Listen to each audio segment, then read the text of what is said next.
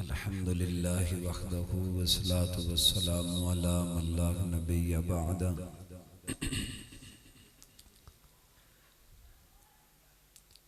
ला नबिय्य बअदहु वला रसूल बअदहु वला रिसालत बअदहु वला मासूम बअदा।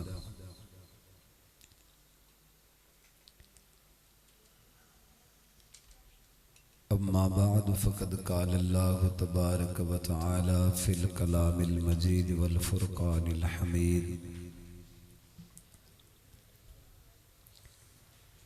अऊज़ु बिल्लाहि मिनश शैतानिर रजीम। बिस्मिल्लाहिर रहमानिर रहीम।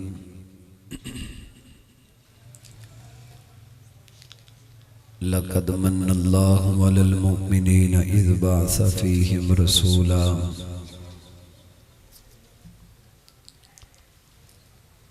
क़ाल अल्लाहु अज़्ज़ व जल फ़ी मक़ामिन आख़र व इन तउद्दू निअमतल्लाहि ला तुहसूहा। सदक़ल्लाहु मौलानल अज़ीम। अल्लाहुम्मा सल्लि अला सय्यिदिना व मौलाना मुहम्मद व अला आलि सय्यिदिना व मौलाना मुहम्मदिन व बारिक व सल्लिम व सल्लि अलैहि। या रब्बि सल्लि व सल्लिम दाइमन अबदन अला हबीबिका खैरिल खल्क़ि कुल्लिहिम।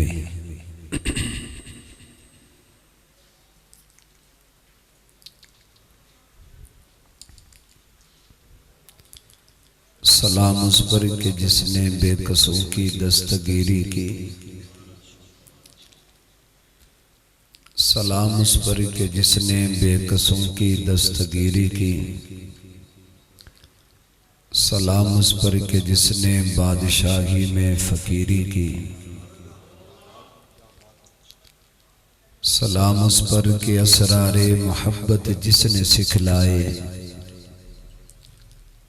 सलाम उस पर के जिसने जख्म खाकर फूल बरसाए। सलाम उस पर के जिसने खून के प्यासों को कुबाएं दी। सलाम उस पर के जिसने गालियां सुनकर दुआएं दी। सलाम उस पर के जिसने दुश्मन को कुबाएं दी। सलाम उस पर के जिसने गालियां सुनकर दुआएं दी। सलाम उस पर के जिसने दुश्मन को हयाते जावेदां दे दी। सलाम उस पर अबू सुफियान को जिसने अमां दे दी। सलाम उस पर के जिसका जिक्र है सारे सहाइफ में। सलाम उस पर हुआ मजरूह जो बाजार ताइफ में। सलाम उस पर वतन के लोग जिसको तंग करते थे। सलाम उस पर के अपने भी जिससे जंग करते थे। सलाम उस पर के जिसके घर में चांदी थी न सोना था। सलाम उस पर के टूटा बोरिया जिसका बिछोना था। सलाम उस पर जो उम्मत के लिए रातों को रोता था। सलाम उस पर जो खाके फर्श पर जाड़े में सोता था। सलाम उस जात पर जिसके परेशान हाल दीवाने सुना सकते हैं आज भी खालिदो हैदर के अफसाने। दुरूद उस पर के जिसकी बज़्म में किस्मत नहीं सोती। दुरूद उस पर के जिसके जिक्र से सैरी नहीं होती। दुरूद उस पर जिसे शम्मा शबस्ताने अज़ल कहिए। दुरूद उस ज़ात पर फ़ख्रे बनी आदम जिसे कहिए। दुरूद उस पर के जिसके तज़किरे हैं पाक बाजों में। दुरूद उस पर के जिसका जिक्र करते हैं नमाजों में। सलातुल्लाह कलामुल्लाह जहां देखा तो ये देखा, लिखा अल्लाह जहां देखा मोहम्मद भी लिखा देखा। मेरे इंतहाई काबिल कदर ज़ी कदर ज़ी वकार हज़रात उलमाए किराम, सामीन मुहतरम, बुजुर्गान मुकर्रम, नौजवान दोस्तों, साथियों, भाइयों, बरादरे मुहतरम भाई मोहम्मद ताहिर फारूकी साहब सल्लल्लाहु तआला के हुक्म की बजावरी और पैरवी करते हुए अल्लाह ताला के बेपनाह फजल व करम से एक मर्तबा फिर आपके इस इलाका की इस मरकजी जामिया मस्जिद के इज्तिमा में हाज़री और गुफ्तगू का मौका मुयस्सर आया है। दुआ फरमाइए खल्ला के आलम हम सब की हाज़री को और इस प्रोग्राम और इज्तिमा को शर्फ़े कबूलियत नसीब फरमाए। अल्लाह तबारक व तआला दीनी इज्तिमात के इन सिलसिलों को दराज से दराज तर फरमाए। मेरे मोहतरम दोस्तों, अल्लाह ताला ने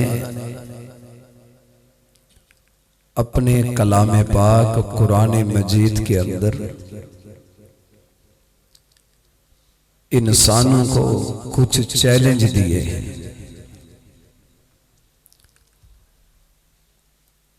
और आज तक अल्लाह के उन चैलेंजेस का कोई बशर और इंसान जवाब नहीं दे सका।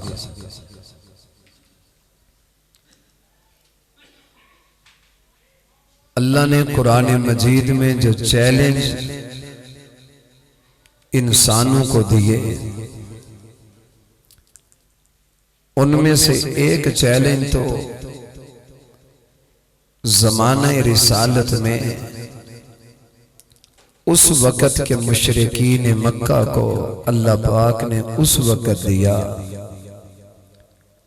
जब मुशरिकीन मक्का कुरान मजीद के बारे में ये कहते थे कि ये अल्लाह का कलाम नहीं है, बल्कि ये अब्दुल्ला के बेटे ने अपनी तरफ से बनाया है, खुद बनाकर इसको अल्लाह की तरफ मंसूब करके कहता है कि ये अल्लाह का कलाम है। तो अल्लाह ताला ने उस वक़्त के मुशरिकीन और काफिरीन को ये चैलेंज दिया कि अगर मेरा महबूब बकौल तुम्हारे ये कुरान मजीद खुद बनाता है तो तुम भी अरबी नस्ल हो, कुरैश हो, फुसहा, बुलगा और शुअरा तुम में हैं, तो मैं अल्लाह तुम्हें चैलेंज देता हूं कि पूरा के पूरा कुरान मजीद की मिसल नहीं बल्कि इस कुरान की सबसे छोटी सूरत की मिसल कोई सूरत बनाकर दिखाओ। ये अल्लाह का एक चैलेंज था जिसका आज तक कोई जवाब नहीं दे सका। इसी तरह कलाम पाक में अल्लाह ताला ने एक चैलेंज हम सबको दिया है और हर जमाने के इंसानों को दिया है, और सारी इंसानियत मिलकर भी मेरे अल्लाह के उस चैलेंज का जवाब आज तक नहीं दे सकी। और वो चैलेंज है भी बड़ा आम फाहम और सादा सा। वो चैलेंज ये है कि रब ताला फरमाते हैं व इन तउद्दू निअमतल्लाहि ला तुहसूहा। मेरे बंदों, मैंने जितने इनामात, जितनी नेमतें, जितने एहसानात तुम पे किए,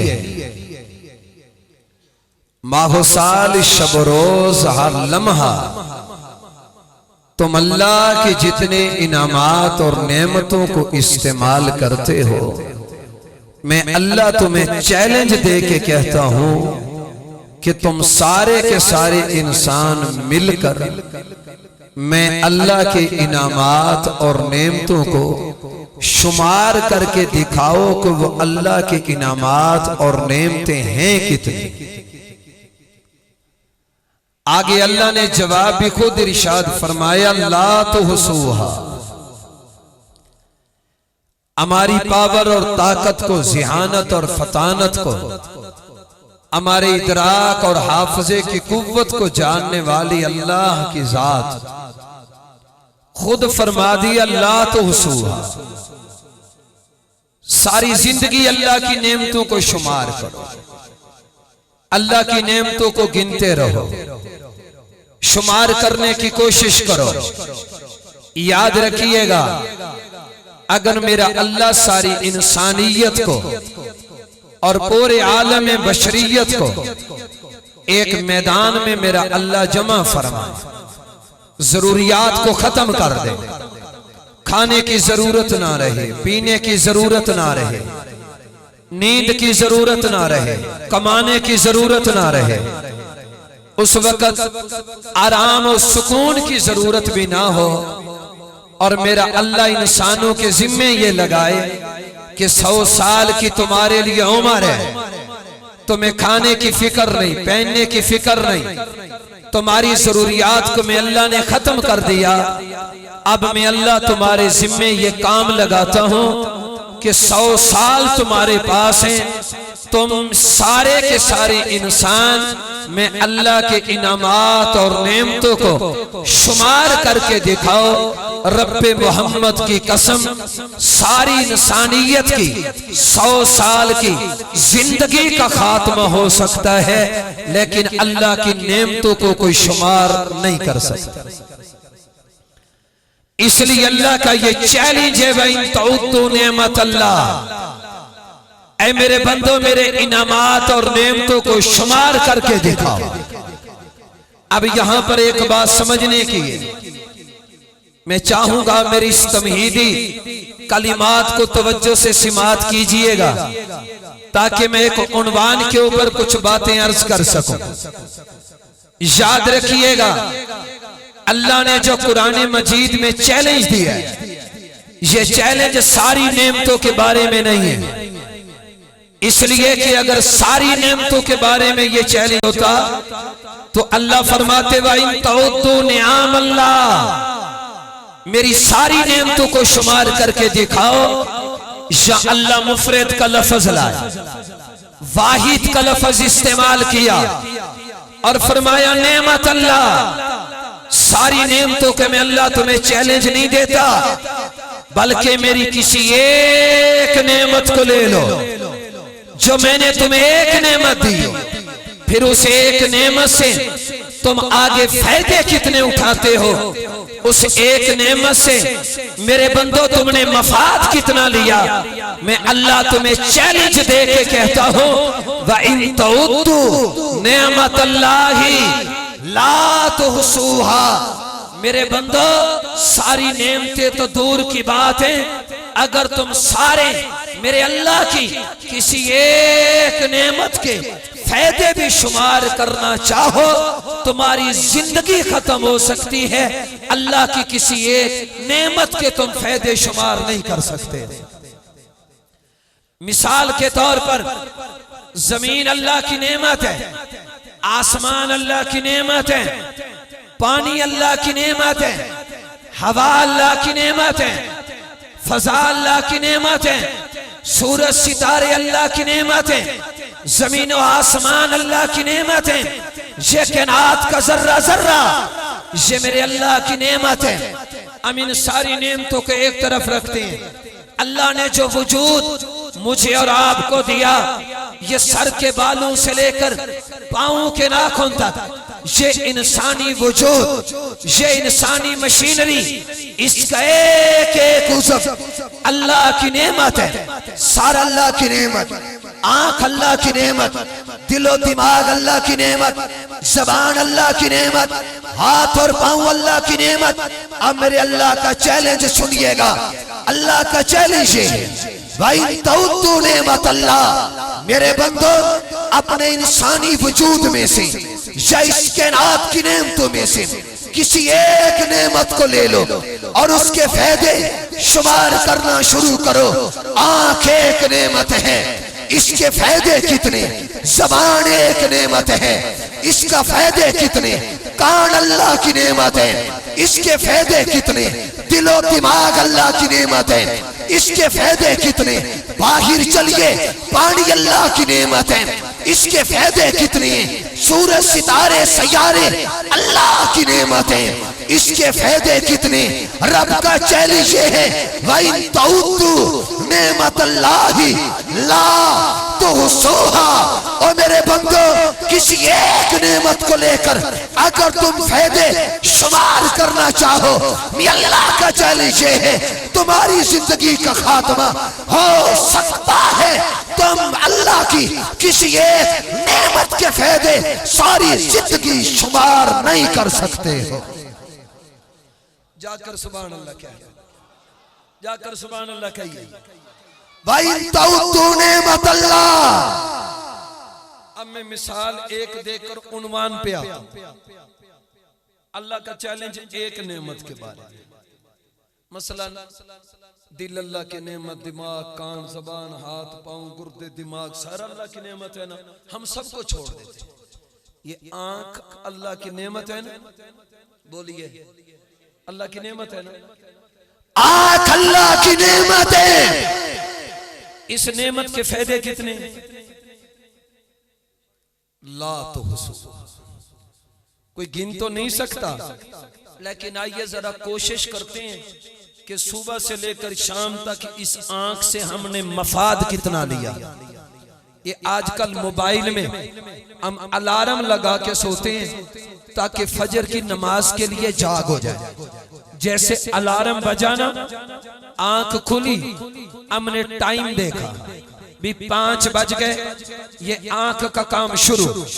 मेरी टोपी किधर है, पगड़ी किधर है, कपड़ा किधर है, चादर किधर है, रुमाल किधर है, ये आंख से पता चला। मेरा जूता किधर है, ये आंख से पता चला। अब मैंने मस्जिद की तरफ जाना है, बाहर निकला तो 4 गलियां थी, उन 4 गलियों में से मैं मस्जिद वाली गली में चला, ये आंख से पता चला। 100 दरवाजे रास्ते में आए, मैंने 100 दरवाजे क्रॉस किए और मस्जिद के दरवाजे में दाखिल हुआ।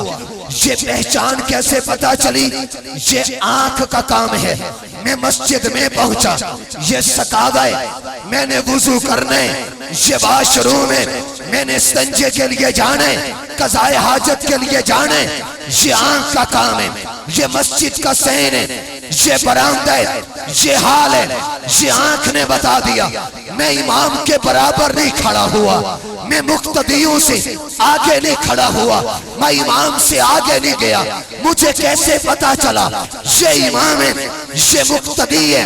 ये आंख ने बता दिया। नमाज पढ़ के बाहर निकला, 100 जूते पड़े थे, उन 100 जूतों में से अगर अपने जूते पे जाकर पांव रखा, उसको पहना, ये आंख ने बता दिया। बाहर निकला, 100 दरवाजे क्रॉस किए, अपने घर में पहुंचा, ये आंख ने बता दिया।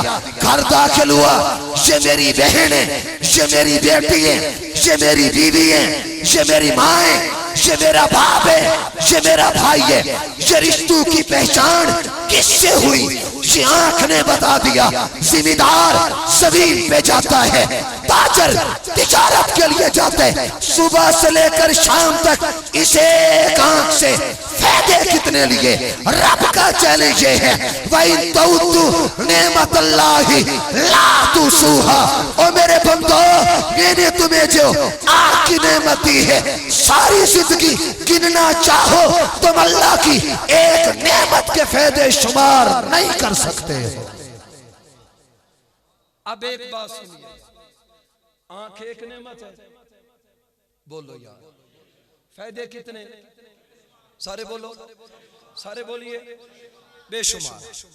अब आइए उन्वान पे, अल्लाह का कुरान खोलते हैं, सारे इकट्ठे होते हैं और जाकर अल्लाह के दरबार में चलते हैं और चलकर रब के दरबार में हाजिरी पेश करके कहते हैं, मौला चांद तेरी नेमत, सूरत तेरी नेमत, सितारे तेरी नेमत, सैयारे तेरी नेमत, जमीन तेरी नेमत, आसमान तेरी नेमत, ये 21,000 मखलूक अल्लाह ये तेरी नेमत, ये नूरी नारी अर्शी फरशी खलकी मलकी, ये तिरंदे तिरंदे चिरंदे, नबातात जमादात, ये नूरो बशर शामो सहर, ये शजरो कमर, ये 14 तबक, जमीन व आसमान, ताहतु सरा से लेकर अर्शे मुअल्ला तक।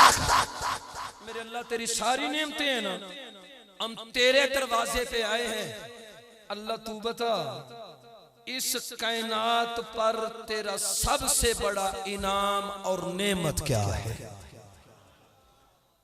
इस कायनात में अल्लाह से पूछते हैं। अगर बंदों से पूछेंगे, नबीना से पूछो बड़ी नेमत कहेगा आंख, बहरे से पूछो भी सबसे बड़ी नेमत कहेगा सिमात, और गूंगे से पूछो सबसे बड़ी नेमत क्या, वो कहेगा नुतक, पैदल से पूछो सबसे बड़ी नेमत क्या, वो कहेगा सवारी, गरीब से पूछो सबसे बड़ी नेमत क्या, वो कहेगा पैसा, बेघर से पूछो सबसे बड़ी नेमत क्या है, वो कहेगा घर। हम बंदू से नहीं पूछते, आइए कैनात के खालिक से पूछते हैं, आइए कैनात के रब से पूछते हैं। ऐ कैनात के पैदा करने वाले रब्बा, हमें बता तो सही ना, इस कैनात पर तेरा सबसे बड़ा एहसान क्या है? रब ने जवाब दे के फरमाया, लक़द मन्नल्लाहु अलल मोमिनीना इज़ बअसा फ़ीहिम रसूला। मेरा सबसे बड़ा एहसान, इनाम, नेमत ये है कि मैं अल्लाह ने ईमान वालों को मोहम्मद मुस्तफा जैसा नबी रसूल अता फरमा दिया।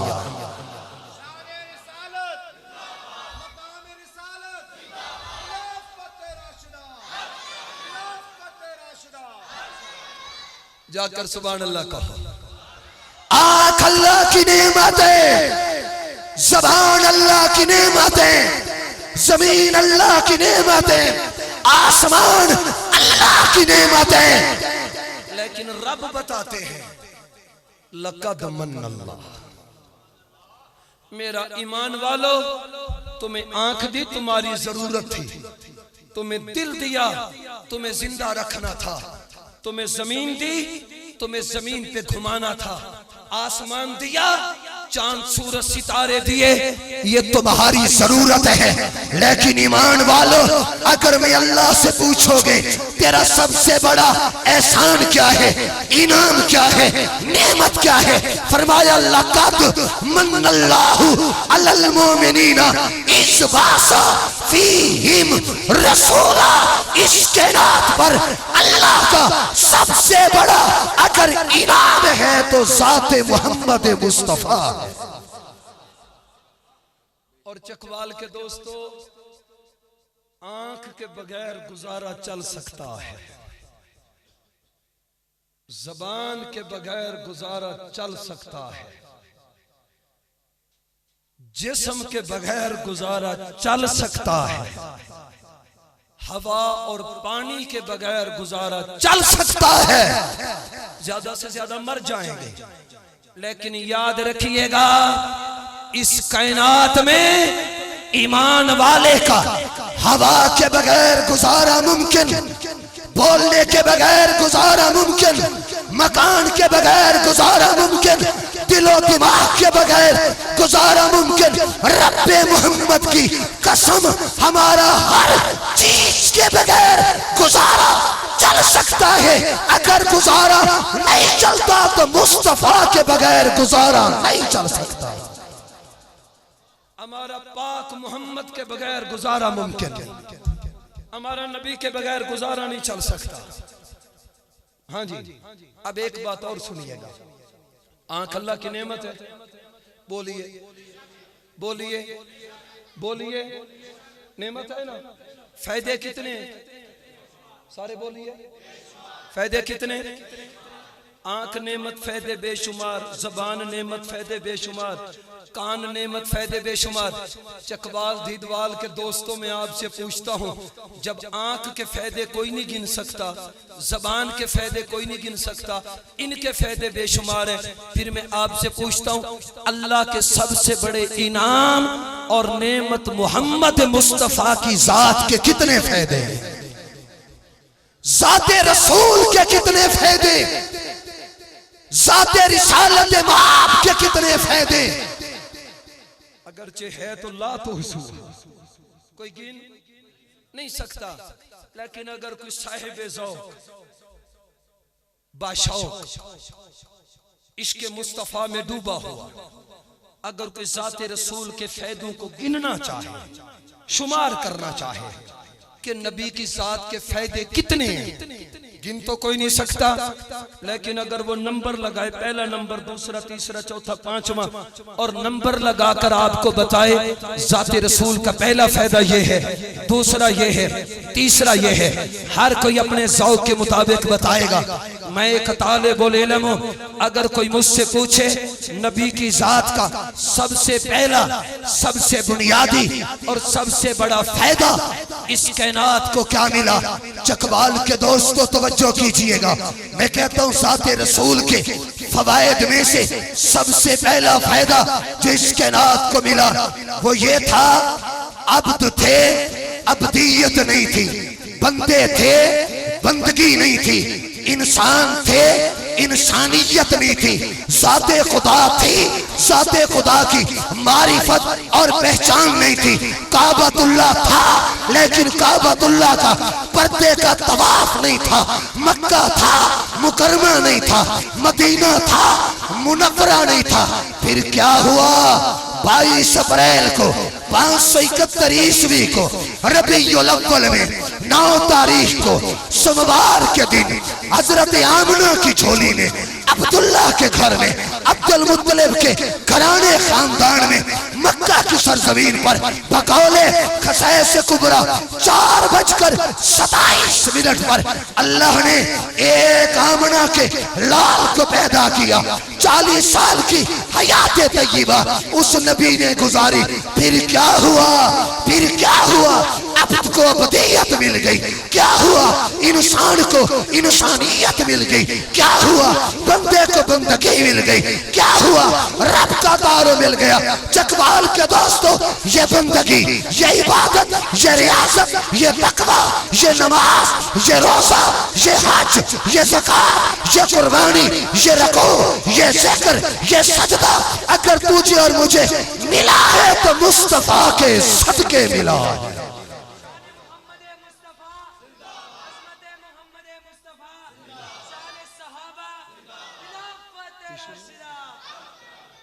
सुभान अल्लाह कह दे।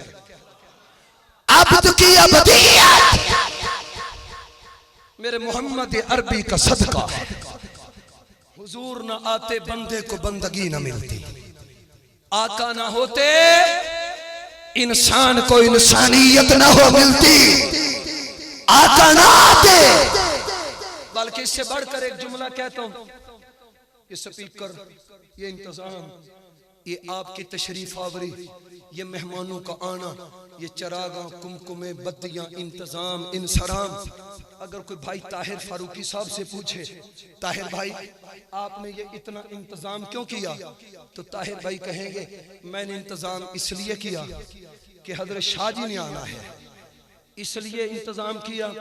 वकार उमर डंगराज साहब ने आना है, इसलिए इंतजाम किया। हजरत कारी ज़हूर साहब ने तशरीफ लाना है, इसलिए इंतजाम किया। सुनिएगा, आपके घर में मेहमान आया, आपने घर को चरागा किया, कुमकुमे लगा दिए, बत्तियां लगा दी, रास्ते में केले खड़े कर दिए, फूल की पत्तियां बिछा दी, चूना बखेर दिया।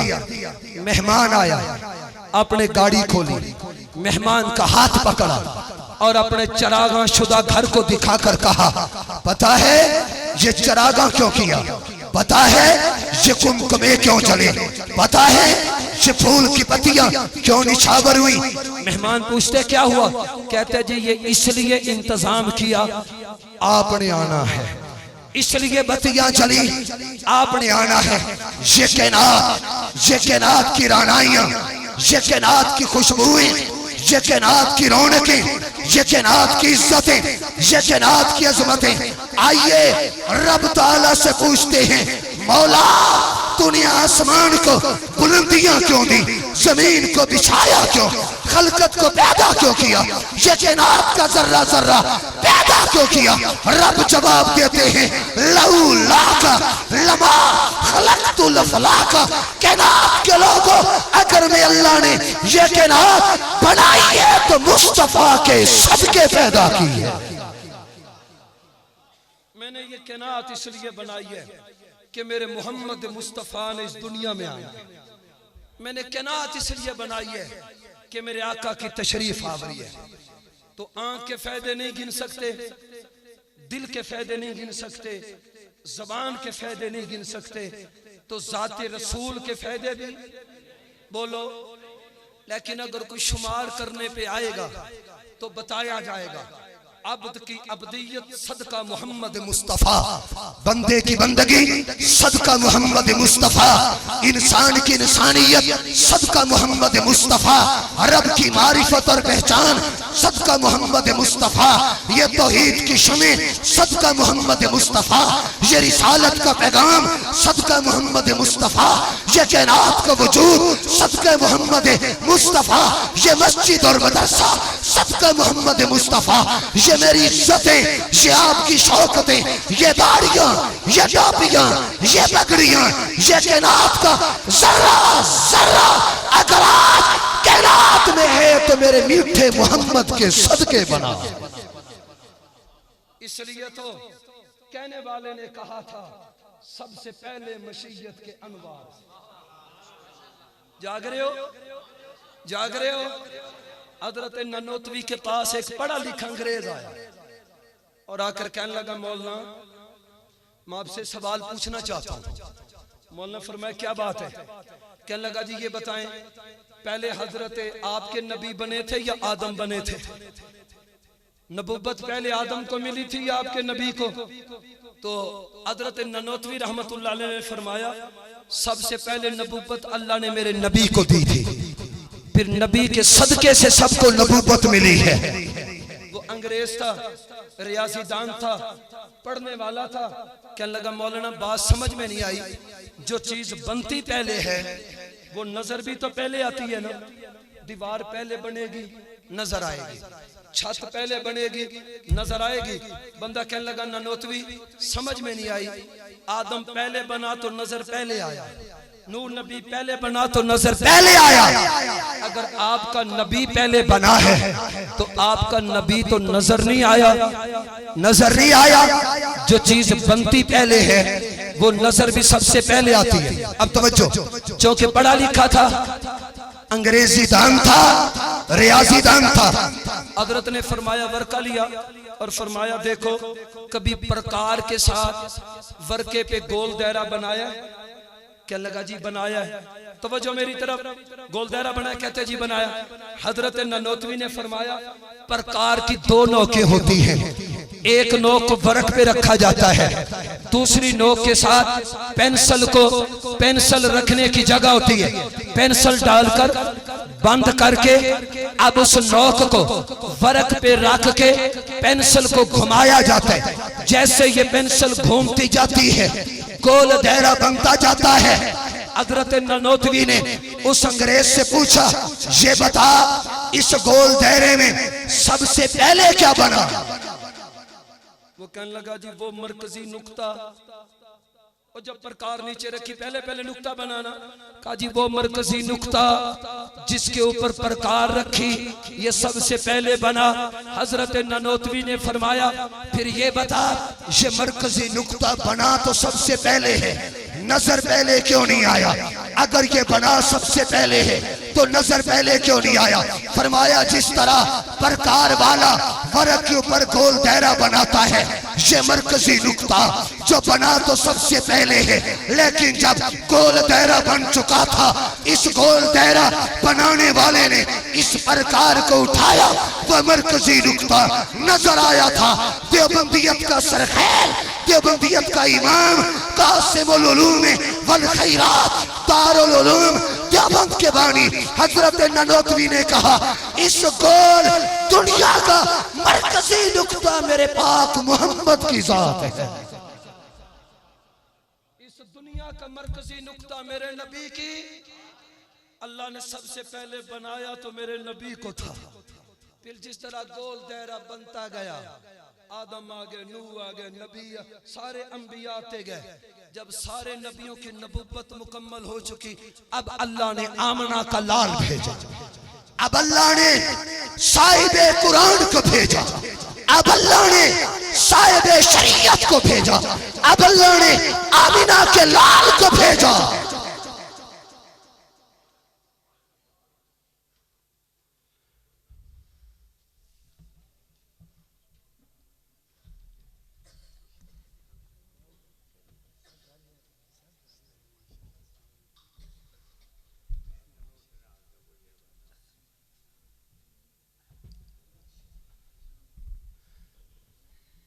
सुभान अल्लाह कह ले जाकर कह ले।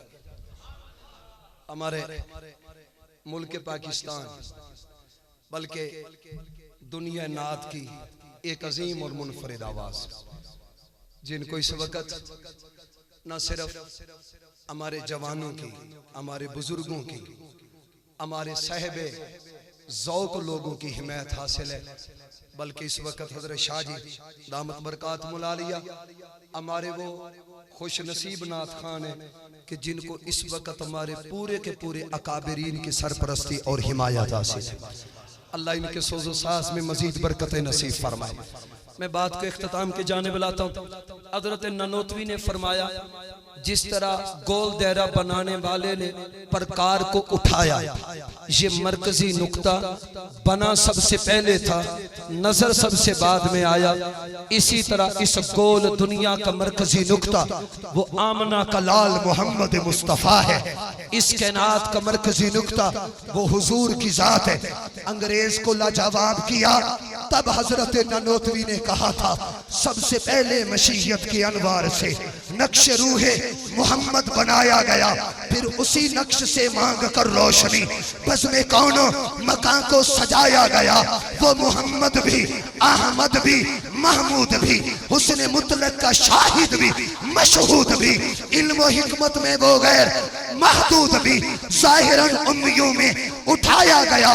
मुझे क्यों हो हशर का डर, ऐ कासिम मेरा आका है वो, मेरा मौला है वो, जिसके दामन में जन्नत बसाई गई, जिसके हाथों से कौसर लुटाया गया। चलिए बात शेर पे चली तो एक शेर आखिरी सुना कर इजाजत चाहूंगा।